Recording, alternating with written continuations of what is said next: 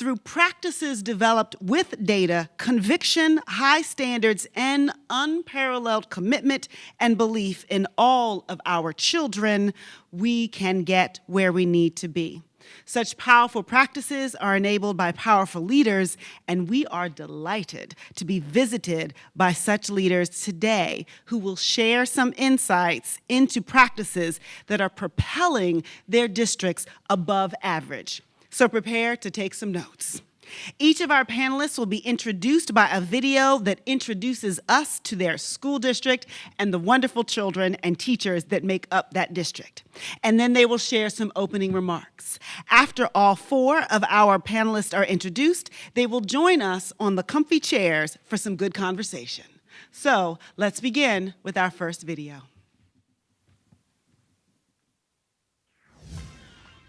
Welcome to Miami-Dade County Public Schools. Who are we?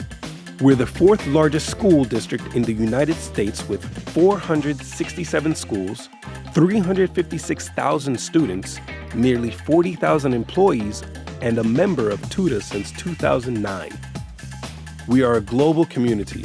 Miami-Dade students speak 56 different languages and represent 160 countries. We have a bright future. Graduation rates have risen 22% in the past 10 years. We've garnered 247 Magnet Schools of America Merit Awards, the most of any district in the nation, and 94% of schools are A, B, or C graded schools. 70% voted yes for a $1.2 billion bond to modernize our schools. Miami-Dade County Public Schools, giving our students the world. Good afternoon.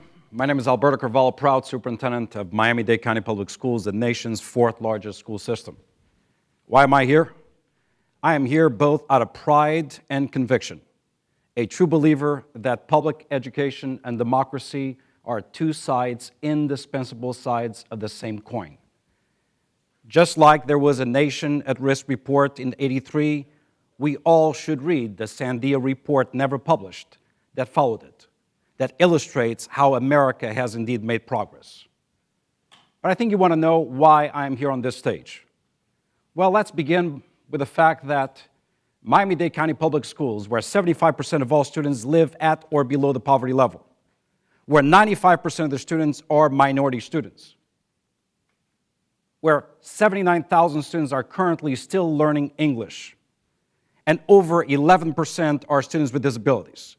How is it that this school system, so close to the United States it could be in America, could outperform in many instances America as a whole? My friends, fourth grade reading and mathematics in Miami-Dade not only outperforms all large districts, but outperforms on average the nation. Eighth grade reading and mathematics, beginning with reading, outperforms large districts on average and matches the large districts in mathematics, reading above, mathematics matching it. How does this happen? How does it happen when the nation as a whole is flat, Miami-Dade continues to soar? How is it that a district as poor and as diverse as Miami-Dade is able to, in fact, narrow the gap between the high-performing students and low-performing students bucking the trend? How does that happen? Well, there are no secrets. Everything we need to know to educate Johnny how to read, Tyrone how to compute, and Maria how to write is already known. Leadership matters. 85% of all principals have been replaced in Miami-Dade with data-driven instructional leaders over the past few years. New contracts negotiated, elevating the worth of teachers with compensation and respect, arming them with nothing more than inspiration, compensation, and respect, what works in the classroom. Disaggregating and making it unequal, the funding and support on the basis of inequitable conditions and unequal performance. Strategizing, actually investing in literacy and mathematics coaches for the lowest performing, most fragile schools. Investing in new curricular materials that outpace the standards that the state adopted by as much as 2 years. Let me explain what that means.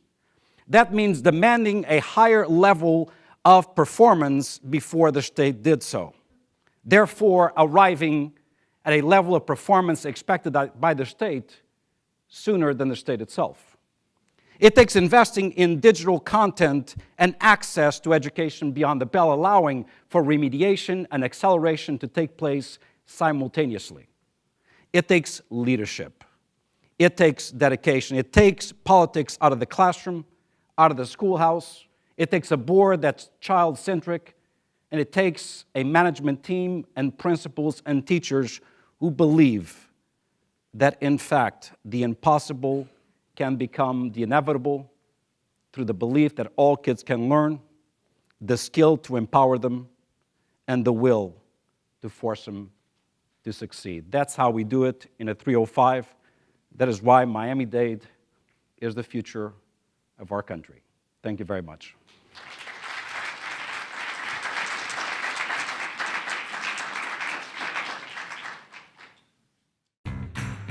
Welcome to Austin. Austin Independent School District is the 5th largest school district in Texas. With 130 schools, 81,000 students, and more than 11,000 employees, we are where ideas and innovation thrive. 27.6% of our students are English language learners, and we have the most national board certified teachers in Texas. We're the largest school district in the nation to earn the Anti-Defamation League's No Place for Hate designation. We have an all-time high graduation rate of 90.7%, and U.S. News & World Report ranks 5 ASID high schools among the best in the nation. We are AISD, reinventing the urban school experience.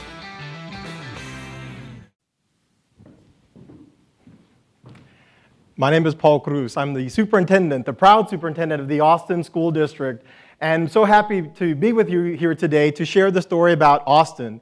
Our vision is about reinventing the urban school experience for all of our students. And something that's at the core of Austin is all means all. We are here for all of our youngsters.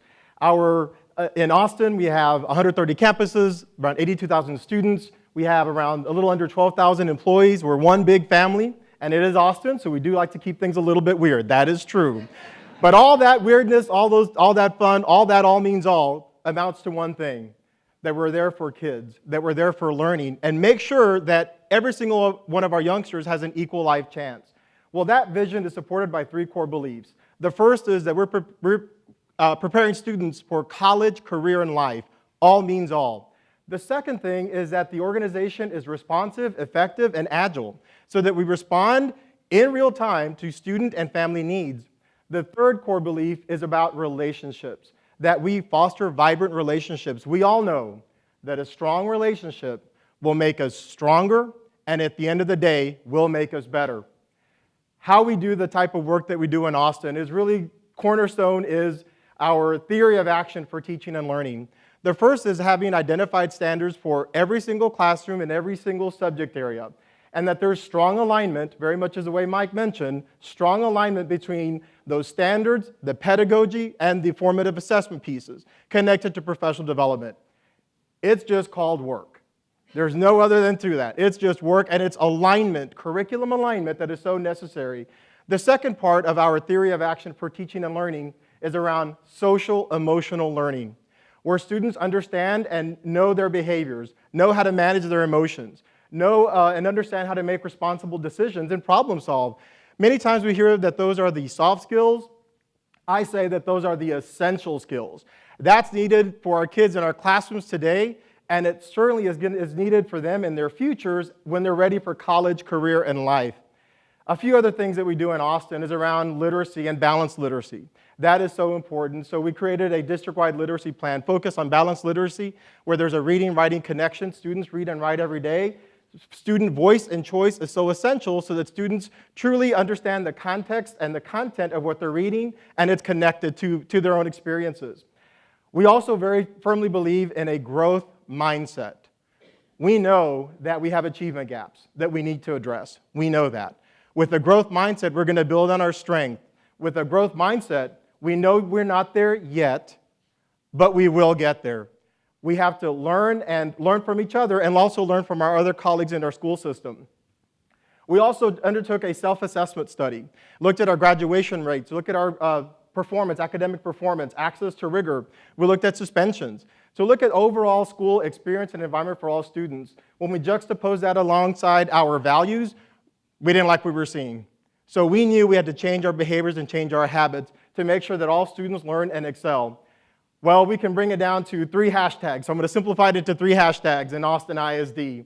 The first is around hashtag AISD proud. We are certainly proud of the work we've done in Austin. We are. I'm proud of the work we've done in Austin. But I know we have more to do.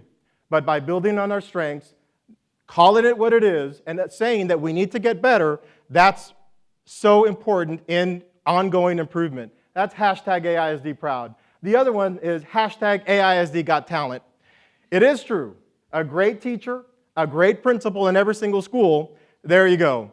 It's going to happen when you have amazing teachers, as we have in Austin, strong principals, strong campus staff, leaders who are dedicated to students and student learning. That's essential. The last hashtag is hashtag AISD got heart. In education, we all know it is hard work. But we also say it's heart work. That passion, that drive will make sure that in Austin, we realize the vision to reinvent the urban school experience. Thank you so much for allowing me an opportunity to share with you the Austin story. Thank you.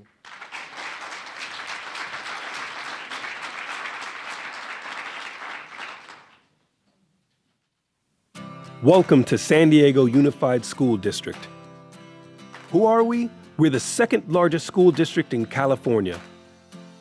With 181 schools, 105,793 students, and 12,900 employees, we value diversity and inclusion. San Diego Unified students speak 60 languages and dialects and represent more than 15 ethnic groups. More than 8,000 of our students come from military families. Families of 4 making less than $46,000 per year receive free pre-K. 42% of all middle school and high school students enroll in arts classes. A member of TUDA since 2003, we have a 91% graduation rate. Our vision for 2020, quality schools in every neighborhood.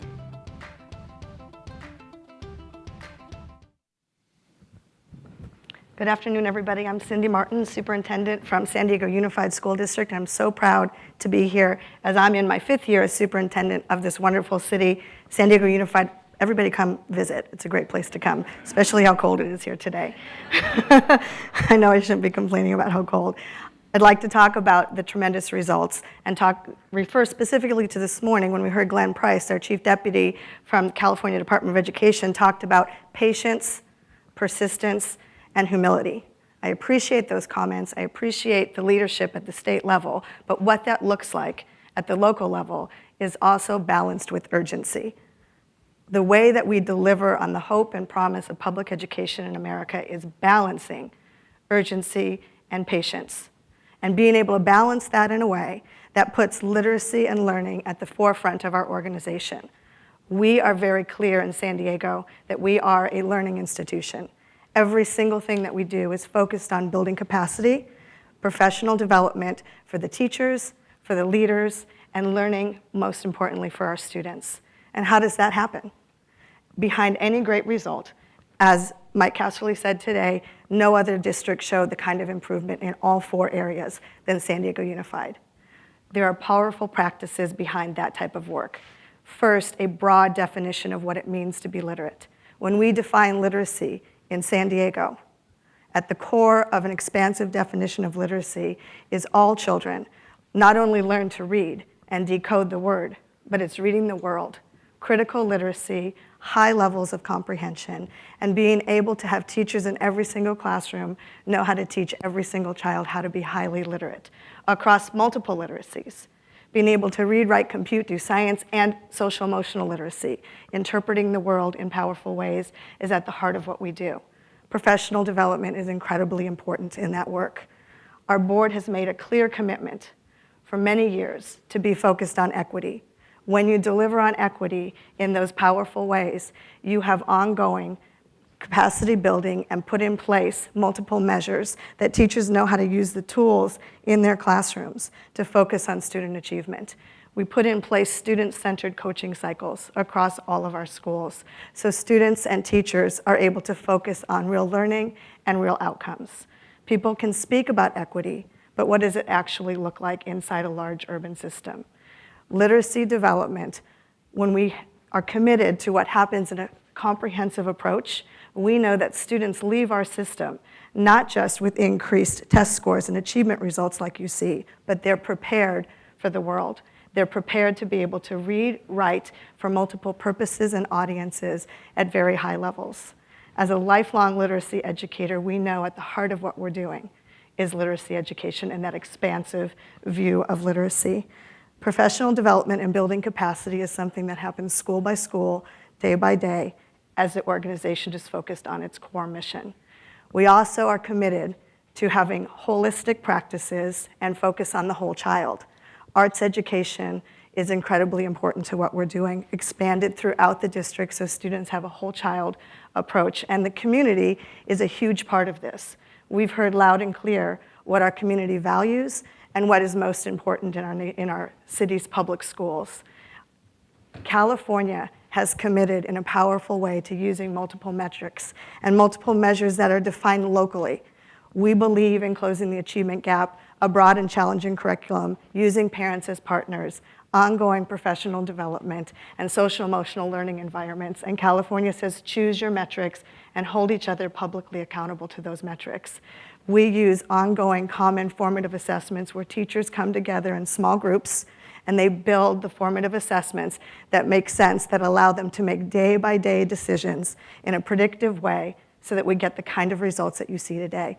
This kind of work happens school by school, teacher by teacher, parent by parent, small communities coming together. As our introduction said, quality schools in every neighborhood is the heart of reform, begins school by school with the district vision and state leadership that allows the funding formula to happen in a way that puts equity at the center of all of our decisions. I'm happy to be able to share the work, and I'm most proud of the educators in San Diego and a clear, aligned board and vision that produces outcomes like this. Thank you.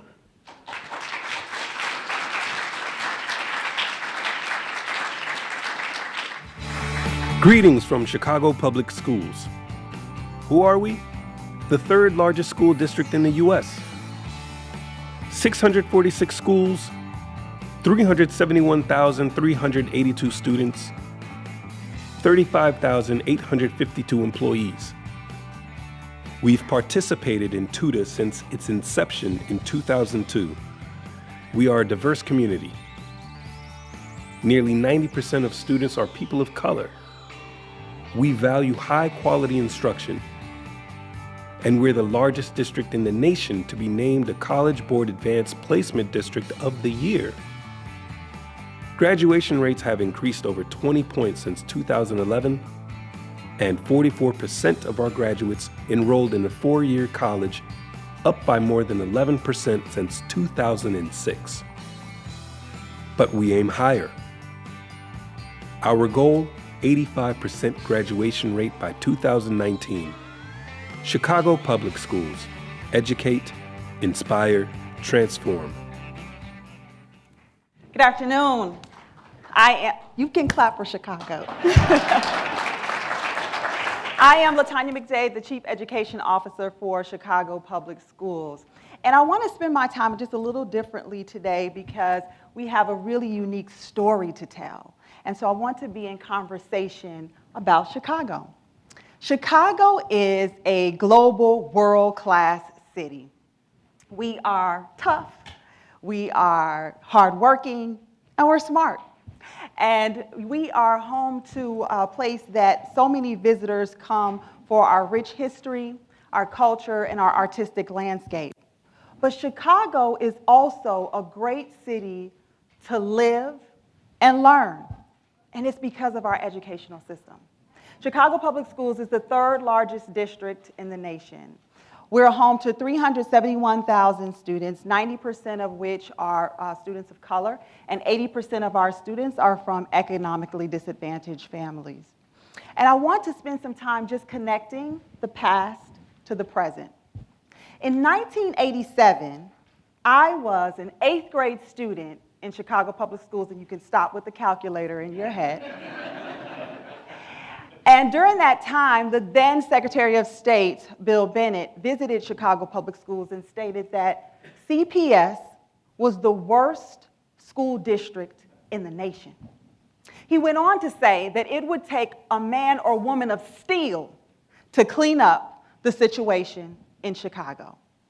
But my friends, today, Chicago Public Schools bears no resemblance to the district that then Secretary Bennett observed over 30 years ago. And I want to tell that story.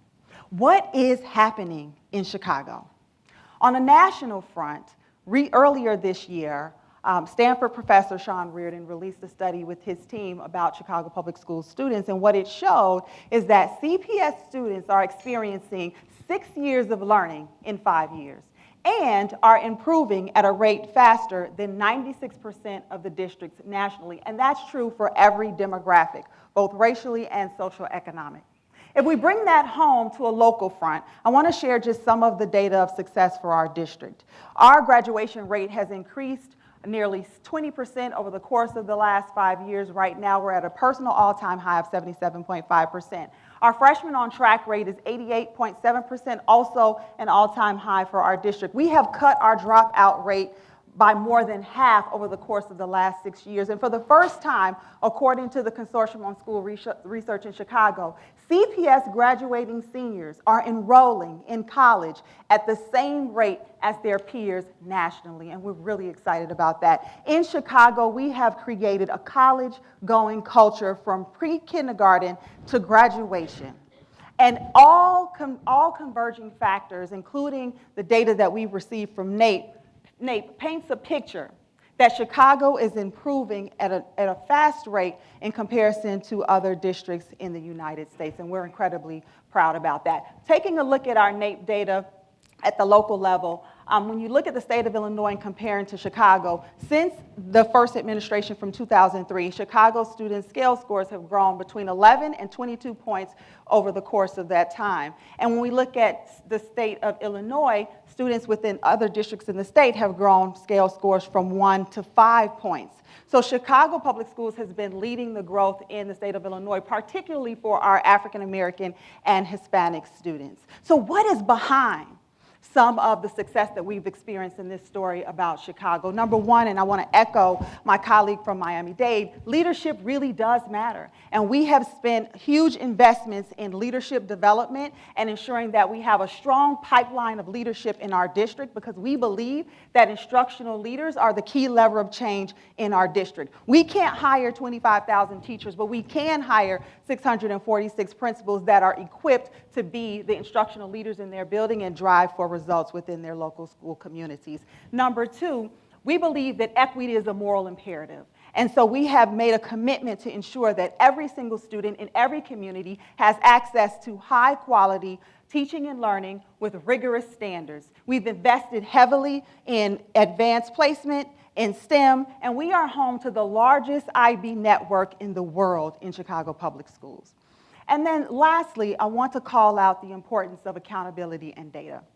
We have an unprecedented partnership with the University of Chicago Consortium for School Research, and they work with us to make sure that data is transparent across the board and to use the data that we receive both locally, nationally, to provide our principals and our schools with innovative findings to drive for school improvement. And then the final part about data and accountability, we've taken the steps to improve our school accountability measures, to have heavy focus on both growth and attainment, and prioritizing those priority groups so that we can move closer to closing our achievement gap. So let's take just a few seconds of reflection. As a student, I was a part of a district that was considered failing. As an educator and as a district, we have used adversity as an impetus for change. And today, Chicago is a far cry from the district of years ago. I believe that if we acknowledge where we've been, with clear eyes focused on where we are, we have an opportunity to ensure a brighter tomorrow and future for our students. Chicago Public Schools is one of the greatest school improvement stories in America. And I thank you for allowing me to share that story with you today.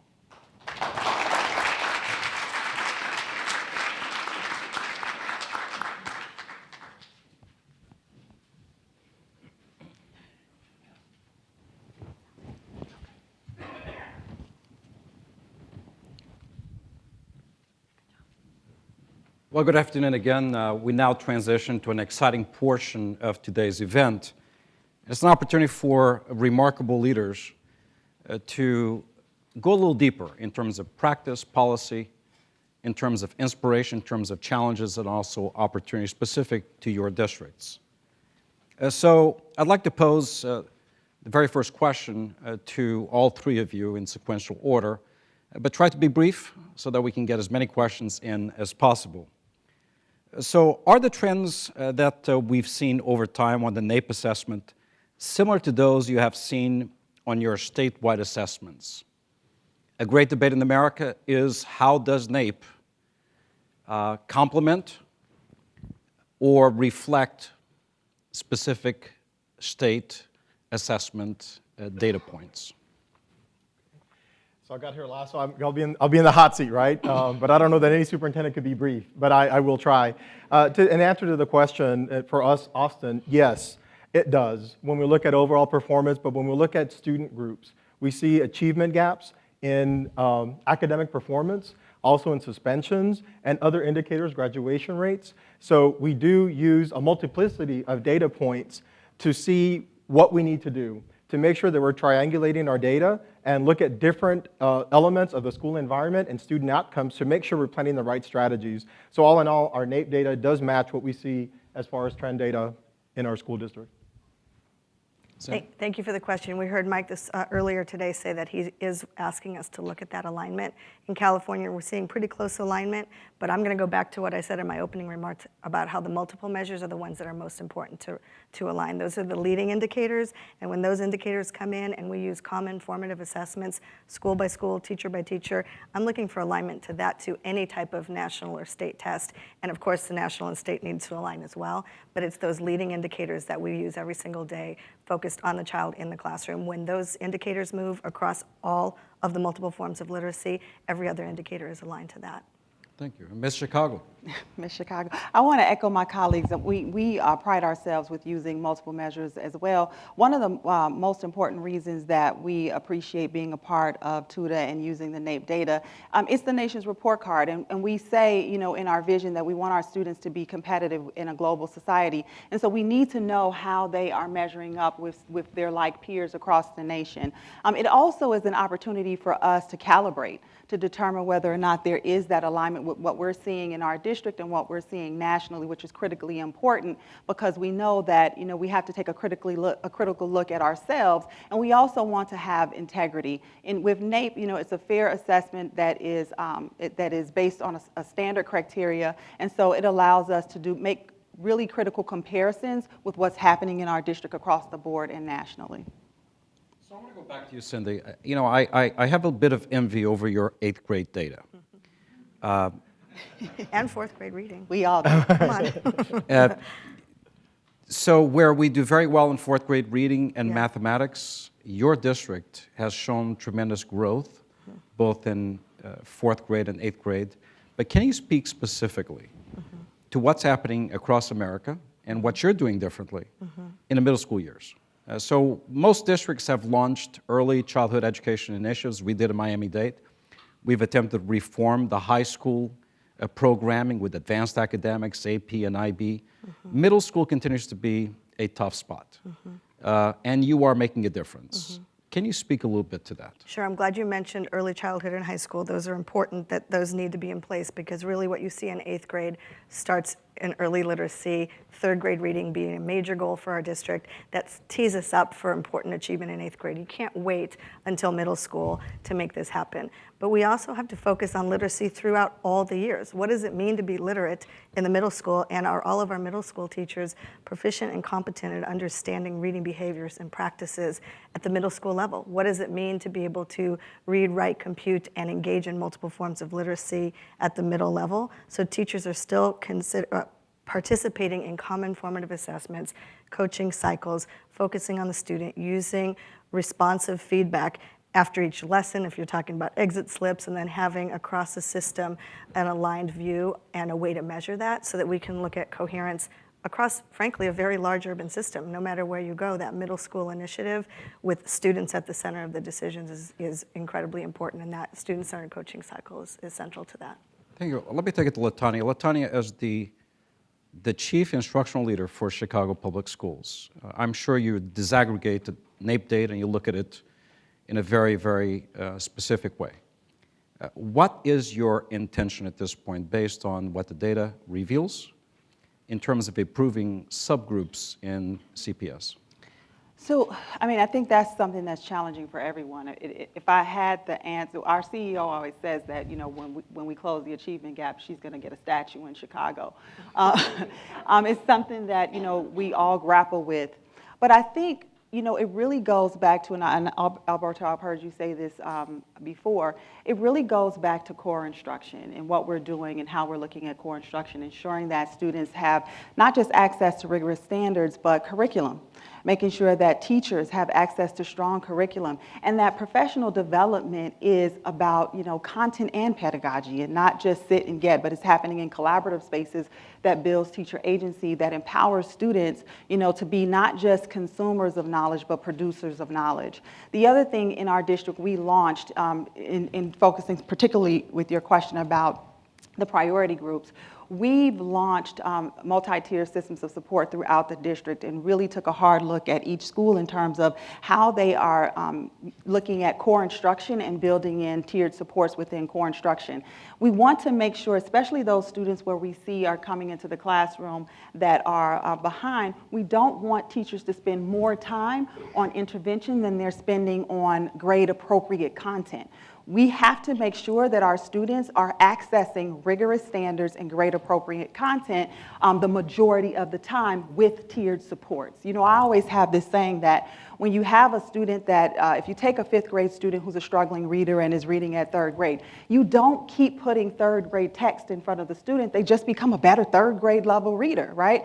Students have to have productive struggle, and we have to have high expectations for all of our students, and that has to permeate through every single school culture within our district. So that's one of the things that we have really focused on, bolstering core instruction, ensuring that there's access to rigorous curriculum and standards, and that there's high expectations for every single student, with an opportunity for students to have tiered supports within the classroom, but ensuring they're spending the majority of their time in productive struggle and accessing grade appropriate rigorous content. Thank you very much, Latanya. Paul, let's go to you. So Austin Public Schools has demonstrated over time a trend of mathematics performance, particularly in 8th grade, that outpaces the nation significantly. Can you give us at least 12 reasons as to why that's happening, or maybe the top 3? Well, that would be a challenge. I might accept that challenge. Austin adds up, definitely.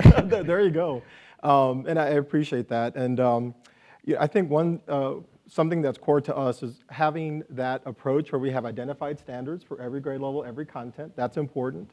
The supports that are necessary for students to understand concepts. We also have to contextualize learning. Many times learning is introduced and it isn't contextualized, it's decontextualized, and students will not learn it over time, and that will not remember it. I do think that's important. The other piece, and I like what you also said, productive struggle. I'm going to start using that term. I'll give you credit for the first week. After that, it'll become my term.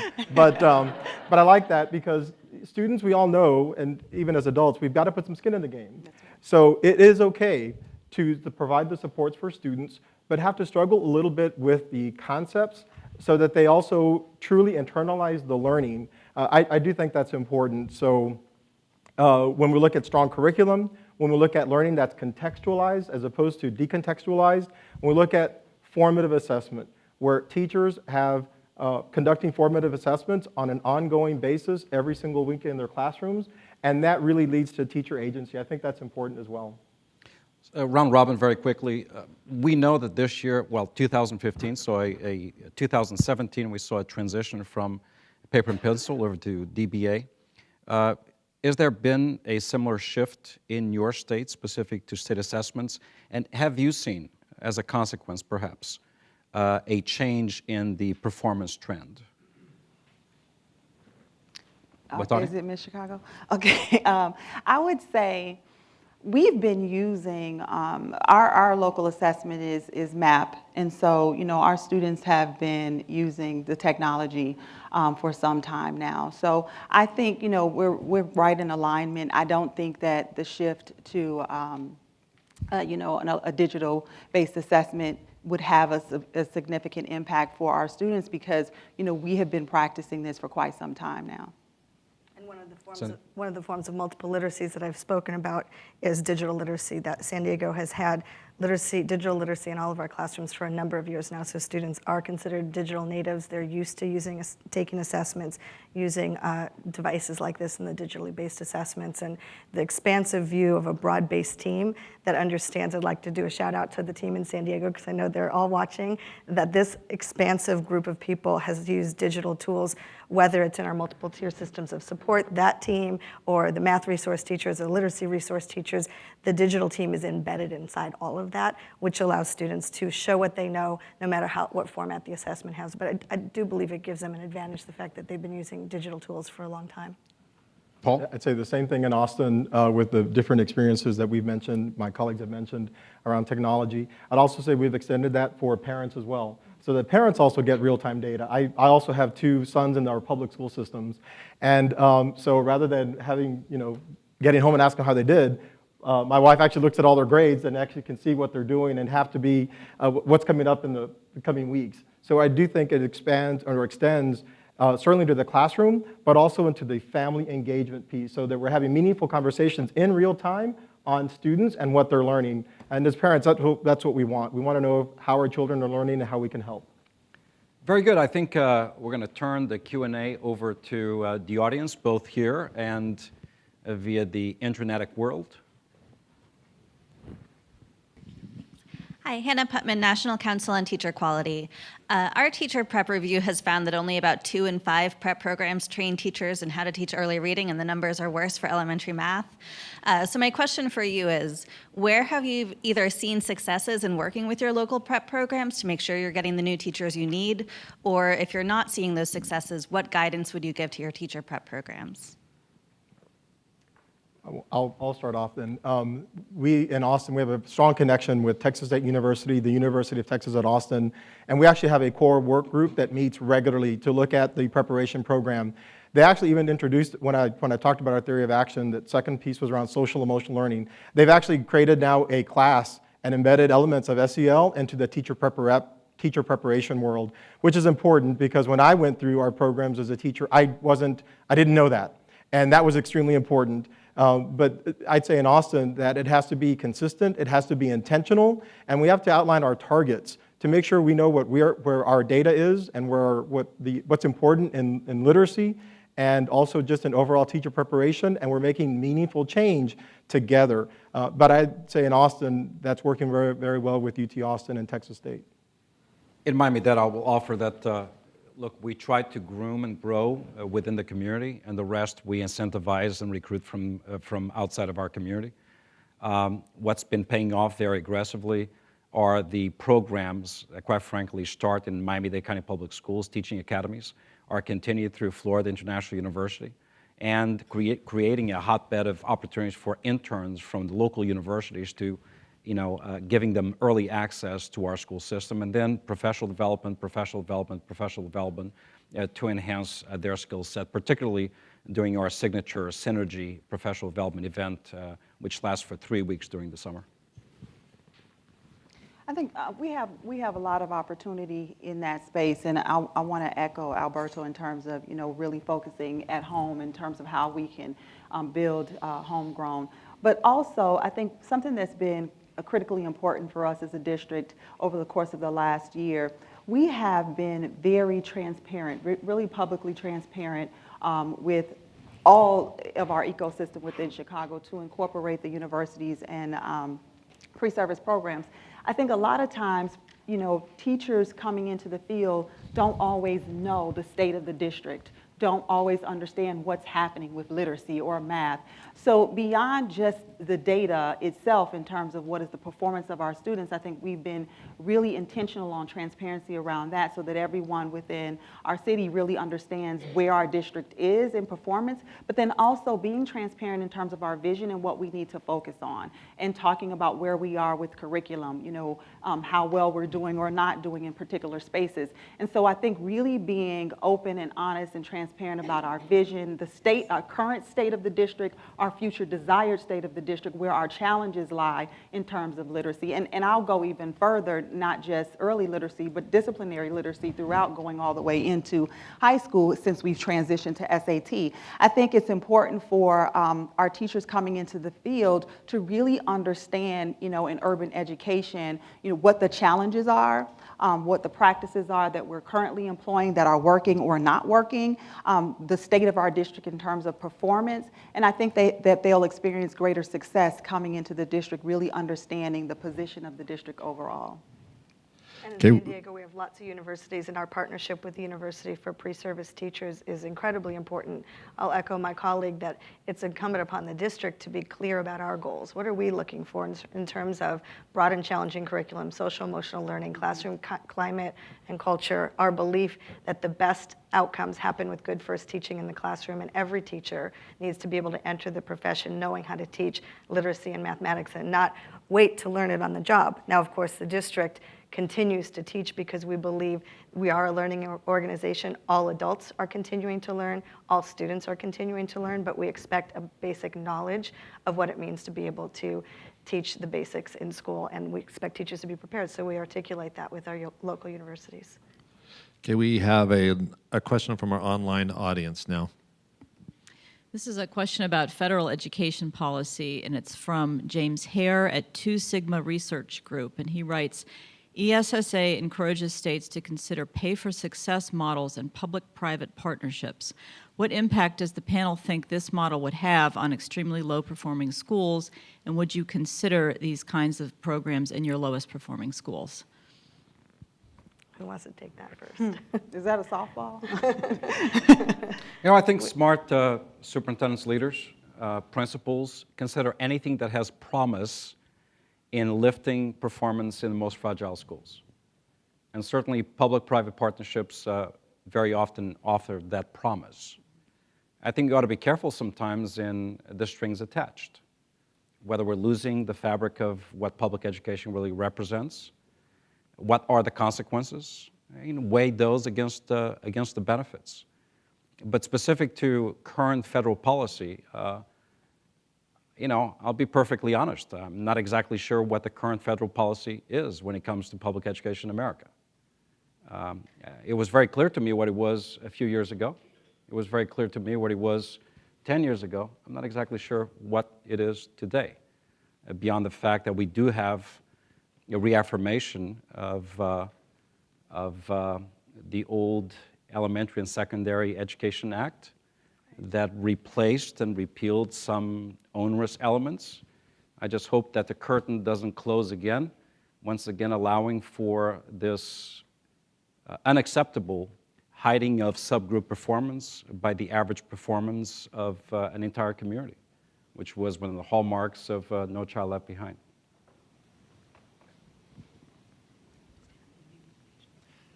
John Around Him, the National Indian Education Association. Again, just thank you guys for sharing your story again. And you guys are doing great work, and obviously a lot on your plate and trying to juggle a lot of things and the sort of nature of just being an educator. But is there within your district's plan or within your vision or mission to include tracking students through college? I think we talk about assessments at the high school, the secondary level, but to me, the the true assessment is whether they're successful after high school? I'll take that one. That one is one that really resonates with us in Chicago. We have gone, so, there was a time when I think, we could all agree that if you were a high school principal, and even as a district, it's like, let's get them to the stage and get the diploma. But we've recognized and we've stated in our vision that we want all students to have the opportunity to access and persist in college, so much so that we have put that metric on our accountability performance policy for schools. So we have a metric that measures persistence in college, so that we are right now tracking to see how our students are performing once they graduate and go into college. We have put in place a lot of programs to support students, even once they graduate through summer melt, to make sure that they actually not just enroll. So we don't just track whether or not they've enrolled in college, we track whether or not they actually attend in the fall, and then the persistence over time. I think that is a critically important measure of success for any school district, because we want them to be able to not just graduate, but if we say we want them to access college, career, and civic life, then we have to be responsible and not pass on that responsibility, because their education started with us. I think all of us probably one way or another we do that. But I would only perhaps provide a friendly amendment to your question. It's not just about success through college, it's success through post-secondary training, whatever that may be. Mm-hmm. So it's college, career technical, and America has done a terrific job at demonizing the value of career technical education. We need to reverse that. So we need to track both the success of post-secondary at the collegiate level, university level, but also vocational training programs, which are indispensable to our nation's economy.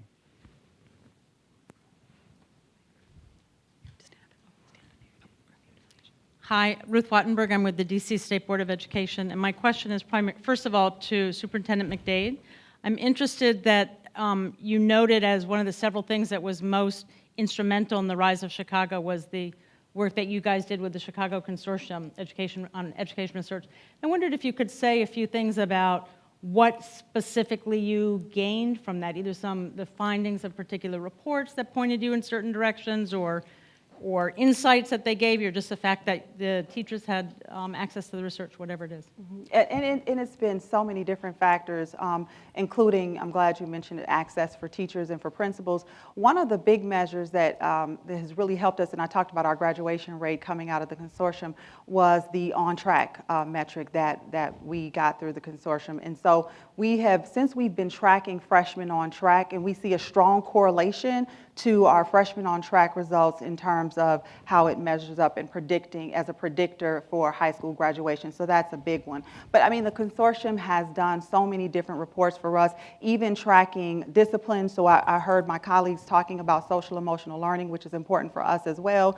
And we've been doing quite a bit of work there. There's a report out that talks about, discipline in Chicago public schools, even since we eliminated our zero tolerance discipline policy in 2014 and have really been implementing restorative practices, and we've shown a 67% decline in out-of-school suspensions. So there's just a multitude of data that we've been able to utilize within our district to support findings that prove whether or not we're doing well or pressing the needle towards progress through the consortium. So when I say it's an unprecedented partnership, it truly is, and it really brings about the reports that they provide, there's transparency so that we can build greater integrity in the data that we're utilizing and sharing with families across the city. Well, I think the time's come for us to wrap it up. I want to thank Paul, Sandy, and Latanya for your eloquent commentary. I want to congratulate your three districts, as well as Miami-Dade's educators, for the fantastic performance in a variety of different components specific to both NAEP, as well as the deep examination provided by TUDA. I want to thank Michael Casserly and the Council of Great City Schools for the great advocacy work that you continue to do, Peggy Carr and her team, and of course, my own organization, NAGB, for the important, relevant work done in terms of American assessment. Lastly, I want to thank America's freedom fighters, our teachers, who probably do more than anybody else, and unfortunately often have to hear from people who never once fought on that stage for the opportunity that's owed to our kids. Thank you very much. Thank you.